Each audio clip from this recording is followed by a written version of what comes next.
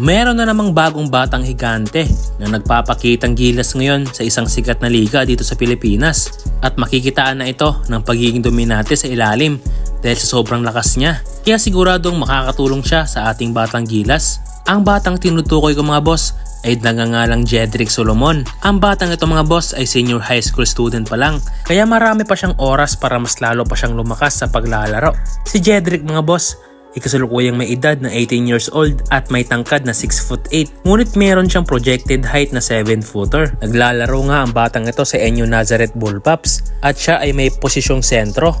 At kadalasang naglalaro nga ang kanyang team sa mga malalaking liga, kagaya na lang ng New Generation Basketball League at marami pang iba. Sa kanyang team ay siya ang nagiging tower dahil sa tangkad nito at sa sobrang laki.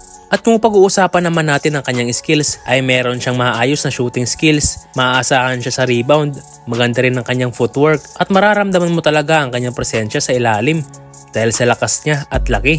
At ang isa pang napansin ko sa batang higanteng ito mga boss ay napakabilis niya. Katunayan ay nakakasabay nga siya sa mga pass break. Napakaganda nga nito mga boss para sa isang sentrong katulad niya na merong speed. At napakalaking advantage din ang kanyang height. Isipin mo isang 6'8" na kayang sumubay sa fast break. Kaya siguradong ang hirap itong pigilan. Ang ganito mga batang katulad na Jedrick ay good news ito para sa ating batang gilas. Dahil kulang na kulang talaga tayo sa mga big man na katulad niya. Kaya sana ay magamit natin siya sa susunod na gilas game. At ngayon mga boss ay panoorin naman natin ang highlights ni Jedrick Solomon. At kayo na ang bahalang humusga. Nice find to Randall Medroso, but that's a pass to Mac Alfanta. Palanca, nice eye in the sky play. Mapuha defense. And nice find there to Solomon from Thomas Piliado. Thomas Piliado here, eventually with Sean Solomon. So designed din talaga. You know.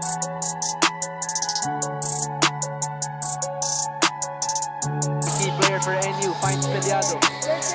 Great onside pass. Great move there for NU. At the apex by Locsin. And Solomon left all alone on the other side. So now NU also the races. Quick find to Solomon. Almanza to the hole. Drop pass. But drops. But blocked by Solomon. And Solomon gets that board. Immediately denied by Solomon. Solomon stopping on a dime. Getagrosa led the way in their win against JRU in their last outing, 74-75 na nanalo. Perpetual still finding an answer here, but the ingredient to against this NU defense is to bank it high.